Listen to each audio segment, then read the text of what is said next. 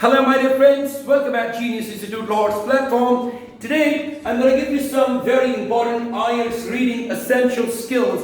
There are 3 skills which I've decided to give you in this lecture. There are some more, but let's talk about 3 very major skills needed for IELTS reading. Now, the first skill is that of skimming. Now, skimming is a new word maybe for you, but it means that speed reading, that you are not reading the text in the traditional manners. You're reading it quite quickly and your eye movement is also very quick. You are trying to understand just generally what's written in the text. You are not deeply reading it. For some question types, skimming is the most important skill, and you can start out lots of problems by having a bit of skill of skimming. Now the next is, skilled readers quickly glance at, they understand, and they identify the main ideas of the passage. It's important to understand the main idea of what's written in the passage. There is no need for going for the sporting ideas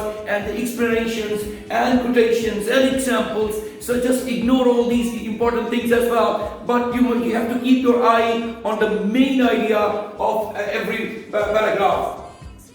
So don't bother about reading sporting sentences like examples and quotations. Eyes constantly moving across the text, and don't stop in case you don't understand a word. There are certain words which are difficult ones, which are new one for you, so you don't understand them. No problem whatsoever. You will be able to just contextualizing it later on. But at this point of the time, when you are skimming, there is no need for understanding. There is no need for stopping and trying to understand what could be its possible meaning.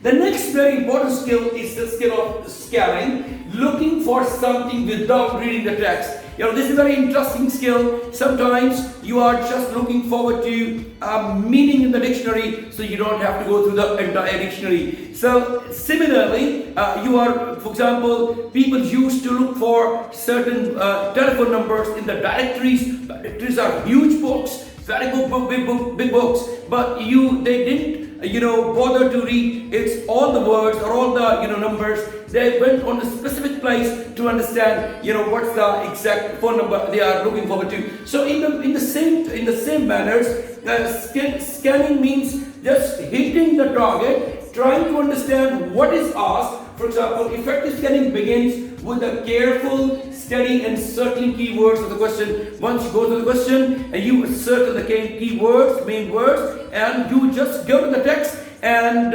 don't try to read it in the traditional manner, everything. Just go through that part of the text which is important for finding out the answer of that question.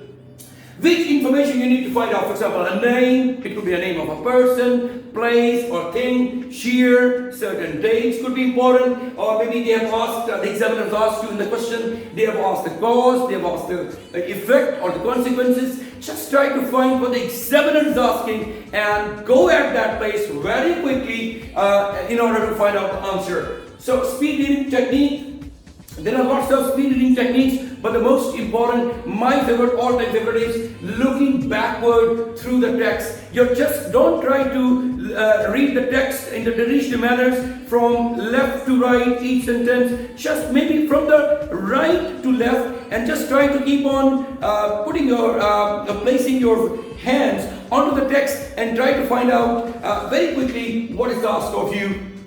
And then the next one is speed reading technique. I've told you about all that. Intensive reading for specific ideas. Sometimes in some question times you need to just go through the entire text, or some part of the text, I must say. So you have to be specific for that part of the text. Don't go through all the text at all. There's no need entirely. So you need to just focus on that particular part of the text where you need certain information, some ideas for understanding ideas, for understanding the opinion of the writer, you have to go through, for example, the question type in yes, no, not given. It's all based on the ideas. What is the basic opinion of the writer? So for that question type, for example, you have to go to, there's some part of the text. For that, intensive reading skill is important. So thorough reading of some paragraphs to find answers like yes, no, not given. I've got given you an idea about that. So these are three basic skills. There are some more important skills which are required for effective reading for IELTS candidates, be they of journal training or they of academic module. So you need to understand these three things for being an effective reader. I'm going to see you shortly with some more videos, very important one regarding the IELTS reading.